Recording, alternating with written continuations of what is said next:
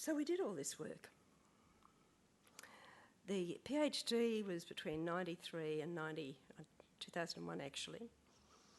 And at the beginning of it, the community said, I was wanting to find out what this violence story was about. I'd just come out of Cape York. A woman had bailed me up and said, Judy, can you do something? This little girl of 5 was raped here last week. Can you do something? And I'm sitting in these government meetings and we had to make a decision about $23 million of housing money. And outside, the elders are saying to us, hey, Judy, the children are being raped here. Can you do something? And when I went to the minister, he said, oh, Judy, don't talk about things like that. People think self-management's not working. So I came down to do the PhD, and in that first week, somebody gave me Miriam Rose's work, Te Diri. And I started to think about really listening. And I've since gone out, and the painting, by the way, is by Chris Edwards-Haynes, who spent most of his life in New South Wales Correctional Centre, listed as a very, very violent Aboriginal man, and has now graduated with a master's from our course. And he did his artwork all the way through our educational program. I just want to, before I move over to Cully for a little while, give you some different Aboriginal words. Te Diri comes from the Daly River area. It's an Aboriginal word, and it means listening to one another in contemplative, reciprocal relationships. This is the kind of professional, caring relationships we need to start to work on. In Pitjantjatjara country, Kulini, listening. But there's another aspect of that. Deep listening and wanting to listen.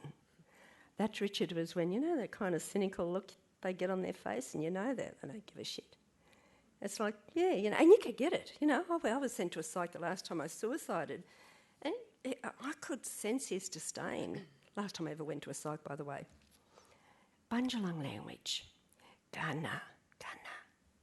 Hearing, listening, feeling, thinking, understanding. Right, okay, that makes sense. And finally in Gumbaji language, don't ask me to do this word, but it's hearing, learning, listening, learning, understanding, and knowing from the heart. So Cully's going to talk about what she did for a while. Actually, it's really important before I go into my stuff that this particular clip is up Te Diri, because that's been my journey.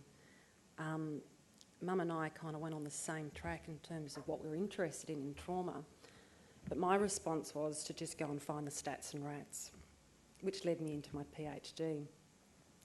And as Lorna said, it looked at the relationship between Aboriginal male violence and generational post-traumatic stress. And so I was going to go in there and I was going to prove this empirically, that these men were in fact suffering from trauma, and I was going to be separate from those men in that process. I wasn't going to get involved in their trauma story.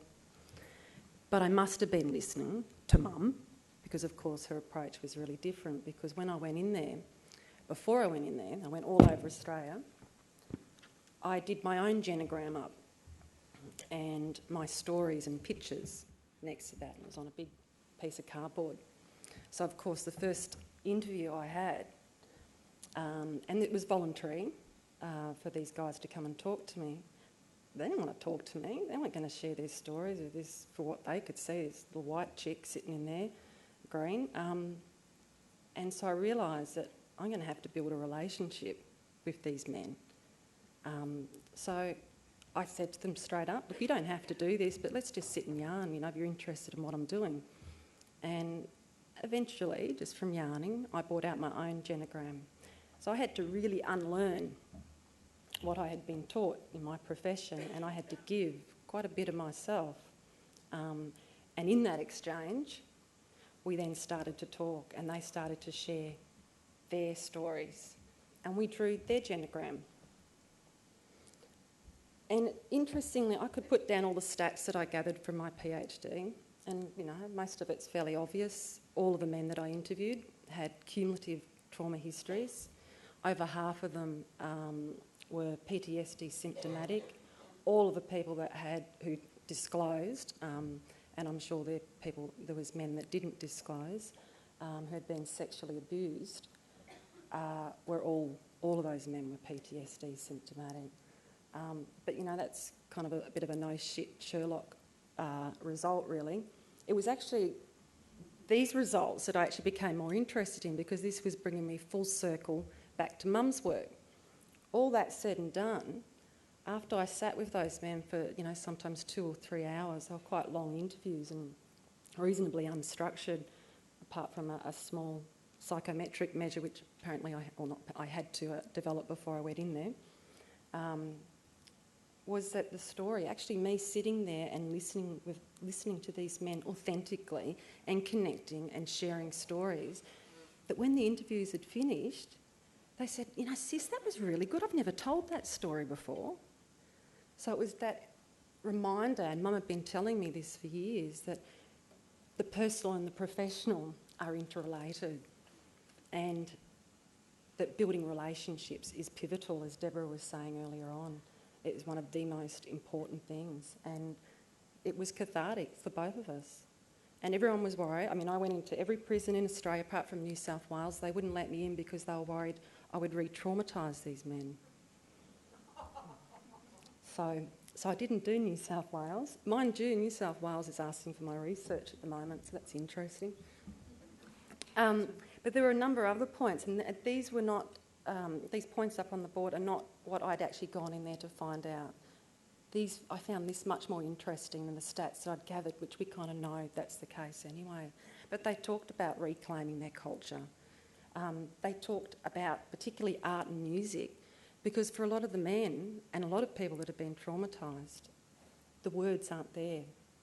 I remember one guy saying to me, he said, when I paint, the trauma in my story goes through the paintbrush and into the paint tip, and then I can look at that story and that makes sense to me, and then I can share it. He could find the words only after he'd painted or wrote a song or something like that. They obviously identified things like employment opportunities, but when they talked about alcohol and other drug education, it wasn't the standard stuff that was happening. They wanted to know the trauma base behind seeking out those behaviours. They also were sick of the anger management programs that were there, because it wasn't really addressing the underlying trauma histories, and that was another big one. The men said, you know, they're just gammon, these programs. Okay. And just lastly, one of the things they all identified, and I just found these guys amazing, was there was an understanding, and I think that was from doing the genogram, that it stops with me. They could visually see that cycle. Over to you. I'll just quickly do this. This is what I found in my PhD. Look, there was 7 years of work. Very quickly, what we have to do if we're going to work in the area of trauma is to create safe places for people to work, to actually help people find and tell their stories in as many different ways as they need to help them make sense of their stories and feel the feelings, and that could be both ways around. It just, you know, it's not a linear thing. To move through an understanding that there's layers and loss and grief in all our lives, and take the courage to keep working at it, keep moving through it. And finally I found, and it wasn't actually a finding, I just noticed it, that when people did this, and I did it over 7 years, you know, every month I was working down the beach, as we said, in community, that people reclaimed who they were, what they were. Who am I? Who are we? What is our life purpose here? Who am I as an Aboriginal woman, an Aboriginal man? So it's about spirituality and creativity. And so Kelly's going to talk to those points in the work we've done, not in Australia. The pictures here is that the work that we as Aboriginal people are doing is now of interest overseas. Tim, PNG, okay. Well, first, before I get into PNG, one question that's asked me often is, how do you create a safe place when you're interviewing someone in prison? And as I said before, and that's difficult. First you get rid of the guards, which is a good start, but it was actually in that relationship, building that relating, that's how you create the safe space. So it's possible anywhere, I suppose, is what I want to say. And also in the educational institution I work in with the students who are doing either the Diploma of Community Recovery, which uses this Educare model, or the Master of Indigenous Studies. a group of students sit in talking circles on the floor, and the first half day is just creating that safe place and those students deciding what that might look like.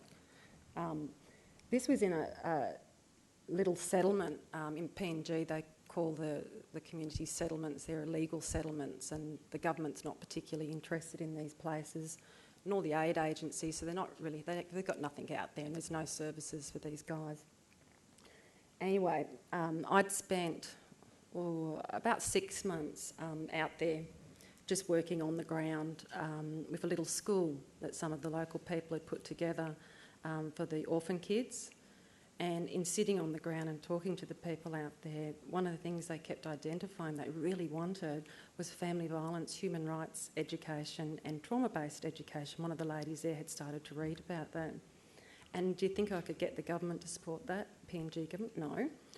The aid agencies, because they're a settlement, were not interested either. So I called up my mummy, as you do, and said, would you like to come over? And so, long story short, my mother and 3 facilitators came over from Papua New Guinea. We ran a week-long workshop in the Calgary settlement.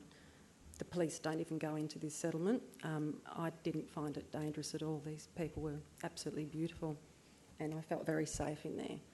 Anyway, they split into a men's group and a women's group, and the kids went off and did their thing, and then at the end of the day we'd come back together. But we talked about creating a space, and these men went off and within 3 hours constructed this place for the men to sit in. It started with only about 10 men, and by the end of the day you can see all the men sitting around. They had defined what their safe space was, and there was some pretty deadly work that happened there, but because that was men's business, I don't know what happened. I just hear it was good. We actually started off with 19 men. At the end of the 6 days we had 39 men.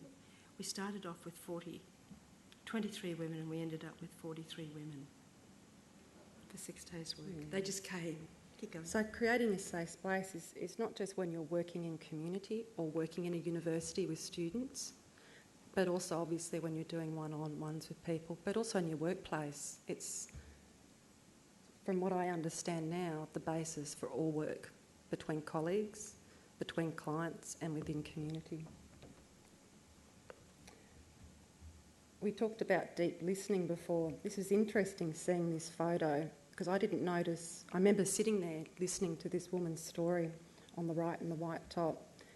She wasn't able to tell her story until she had something sort of symbolic that she was holding. And I've got an abject fear of public speaking, so I have a little rock in my hand today so it connects my head to my heart. And this young woman had a huge trauma story, but she couldn't find the words. And so she found symbols and she talked to that trauma story through symbol work. But I was sitting right in the trauma story. I was with her, I was deeply listening, but looking back at the photo, there's a lady on the left, is that mine? Yeah. In the black top. She was the head of the Rascal game in Calgary settlement, in fact the whole of Port Moresby. Beautiful woman called Mook. And I look at her face now and I understand afterwards.